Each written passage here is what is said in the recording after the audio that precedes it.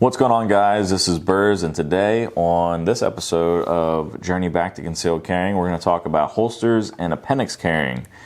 And let's get into it. Instead of waiting until I'm fully extended, I can take the shot right around here. So that's what I'm going to work on. So when it comes to holsters, what you have to think about is only about 20% of the holster makers out there on the market are worth anything.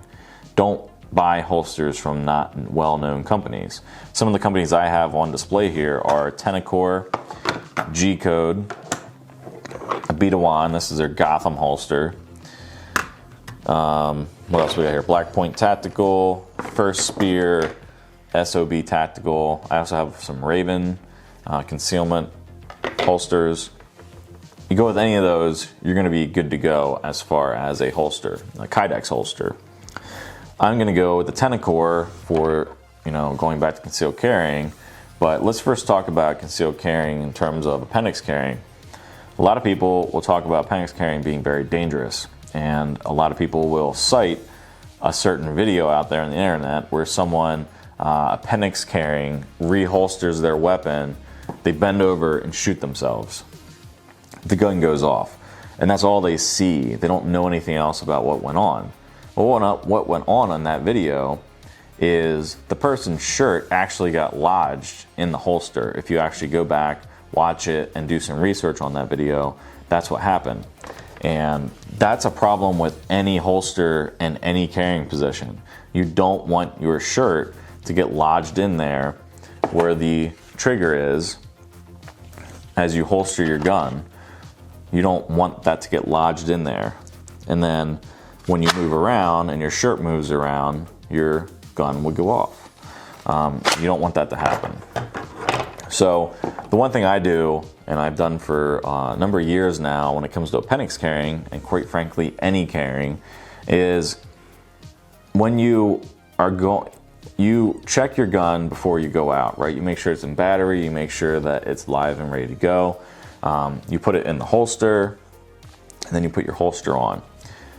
I rarely, when I'm training, will leave my holster in my pants and reholster. I will always take the holster out and I will reholster the gun and then put it back in. I verify nothing is in that holster. But when I get a holster, for the longest time, I will just dry fire it like this. You can see there's no magazine in, and I'm not obviously going to point this at myself to show you that there's nothing in the gun. I will go ahead and put the holster on, and I will holster, take it out, holster, take it out, holster. I'll do that a lot, and I will, thank you, I'm thinking about you too, and I will verify that that holster, no matter who it's from, is not going to actuate this trigger by itself. I'll move it around, I'll move the gun around, and see if the trigger goes off. Dry fire. Do I hear that in a dry environment with my holster, with me manipulating the holster, moving it around, and kind of acting like you would if you're going to move around with your own self while it's holstered? I will do that time and time again to verify that this trigger is not going to go off. I don't care who it's from. I don't trust it until I do that like 100 times and verify that. So when you get a holster, I recommend you do that. Also, if you are in an environment where it's very rare, minus being on the range, that you're going to have to take your gun out, minus bathroom trips, where you're going to take your gun out. And you have to realize and understand how to just take your holster out and put it back in. So some people don't know how to do that or do it very well. Just know how to take your gun in and out of your pants.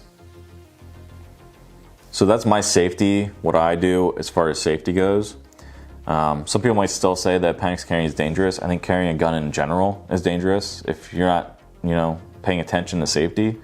But appendix carrying has benefits that I find valuable, and I'm willing to take that risk because I make sure that I follow the safety precautions that I find to work for me.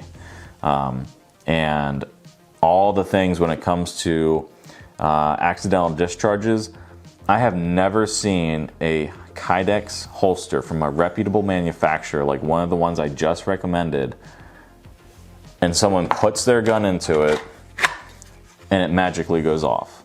I've never seen that. This is molded and this is hard, so there's no way for anything to get into there to make your gun go off. So guns don't just magically go off because they're in a holster and they're in some sort of a carrying position on your person. So think about the person. When you see like accidental discharge, appendix carrying, dangerous, look more into it. Don't just take people's word for it. So like I just explained the one video that is always mentioned. Many people don't do that. They just say, look at this video, it's dangerous. So look into it a little bit more. Blackpoint Tactical, let's talk about this holster right here. You might see this one out there where you have a caddy on the side for your magazine. So you have your gun on this side and you have your magazine on the other side, kind of like a caddy. This works, and I like theirs because it has leather in here, so it moves around. Some of them don't have that. It's a little bit more rigid. But this Blackpoint Tactical is a great holster. And like I said, everything I use is kydex. I don't use leather. Leather can definitely make a gun go off. When I talk about holsters, I'm talking about kydex because it's hard. It doesn't, without excessive heat, mold to any different, position. So leather, you can definitely get into the issue where it wears down over the course of time, becomes a little more supple and delicious, and it can move and actually get into that trigger guard and dig in a little bit, and you could have an accidental discharge with a leather holster, no doubts.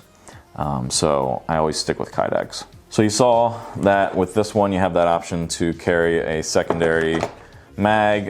With this option right here, with this option right here, you just have a single mag.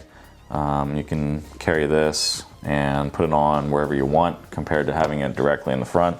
I find that appendix carrying is a huge benefit because if I have to come over here and bring up my garment to get to my gun versus right in the midsection, it's much faster for me, for my hands to go home. And I find home base to be your belly button. Just go home, pull that shirt up, everything's here. You don't have to reach to get things, get the garment off the back of the grip, etc.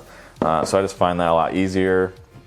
And when you're using a holster, you want to make sure that it goes in and out of the holster well. You don't have any hang-ups. The one thing you have to think about is when you come down to get your grip, you want to kind of have a holster that doesn't have crap in the way right here. You might have a holster that from some crappy manufacturer that comes up and you can't even get a master grip on the firearm, right? You want to have a master grip on that firearm. Same thing here. As you can see, there's a area there so you can come down and grab that firearm. You can see with this one, that's actually 100% clear. There's nothing in the way. You can come down in here and get a grip on that firearm. The INCOG, same thing. The SOB Tactical, same thing. Don't have anything in the way of you getting your hand in there. So when you're looking at holsters, make sure you keep that in mind. Other than that, that's really the only keys I believe that are involved there. A lot of companies will have different ways of going about things. The Gotham holster here has this little claw that when your belt pushes against it, it'll actually push the gun into your stomach a little bit more so that it's not, your grip is not like sticking out as much. As you can see on this one, you have that as well. It's just a little bit different. It's not a claw, it's just like a block that is out a little bit. You don't necessarily have that on this INCOG, but on other INCOGs, they do have something for that.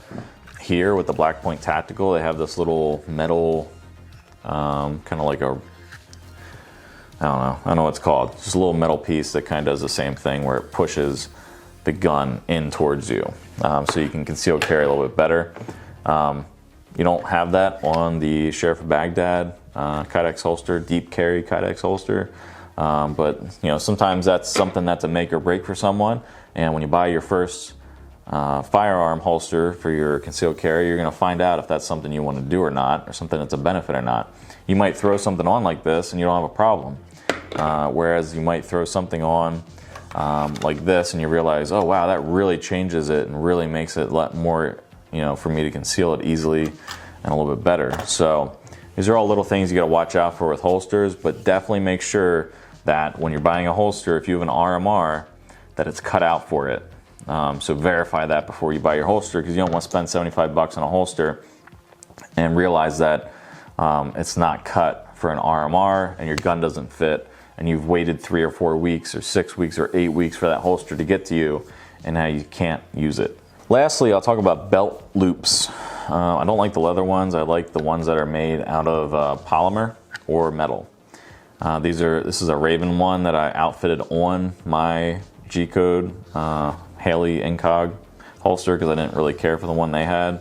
You have those. You have these one-piece, really big, I say big, but really robust kind of one-piece belt loops. The thing to keep in mind with the belt loops is get the right size. Secondly, though, there are companies out there that make their belt loops out of kydex. I 100% am against that because it will break, and I've seen them break. So always get something that's robust, like that. That's never going to break. That's a metal piece of, I think it's metal, or really tough polymer resin. Make sure that you don't get kydex belt loops. So when you're looking at all these companies I just mentioned, you're not going to see that. You're either going to see a metal belt loop or a polymer injection, like molded one that's not going to break easily. So keep belt loops in mind. They're the one thing that gets the gun, gives you the gun. So you want to have a belt loop that has a little latch in the bottom so that when you pull the gun up and pull the gun out, you get resistance on the holster so that the gun comes out. The worst thing you want to have happen is when you have the gun in, you pull the gun out and you come out and you have your holster still on because you have a shitty belt loop. So don't do that. Make sure that you pay attention to the belt loops and that you buy a reputable belt loop. Any of the companies I just mentioned are going to have reputable, great belt loops. One thing you will be able to do is adjust the tension. So don't just get your holster and be like, all right, let's go. You want to make sure that, like this has a click. But when I put it in whatever position I'm going to carry it, is that click too robust that I'm kind of like yanking it out? It's a little difficult to get out. And you can adjust that, right here, just by a turn of the screw. And like when I got this one, I had to adjust it, and I can adjust it on the bottom part and the top part. So I got these 2 screws right here where I can adjust the tension, and I got it to where I like it. Some are going to click, some are not going to click. Like this one has a click. This one you might not hear that as much. You don't have a click. But just because it clicks or doesn't click doesn't mean it's good or bad, so don't worry about that. So hopefully that assisted you with some more information on getting a holster and going down a relatively right path of purchasing a holster. There's a lot of options out there. What I recommend is that you start out strong side. Don't go get your concealed carry permit, don't go buy a gun and then appendix carry right off the bat. Go to the range, get used to your gun, strong side carry it for a little bit, get used to concealed carrying, and when you are like 100% with drawing and firing and not having any interference of your trigger finger or any close calls or anything like that, once your safety is 100% on, I recommend that's like when I went about Panx carrying. A strong side carried for the longest time. I have lots of videos on it back in the day. And I never had an issue, so I moved on to a Panx carrying when that became all the rage with people saying, hey, this is going to help you. And I looked at it and I was like, this, I can understand why that might assist you. Make sure your safety is on point when it comes to Panx carrying, and as long as that is on point, you shouldn't have any issues, like I have not. So hopefully, again, that helped you with your holster selection and checking out all the different websites. And stay tuned for the next episode. Until next time, later.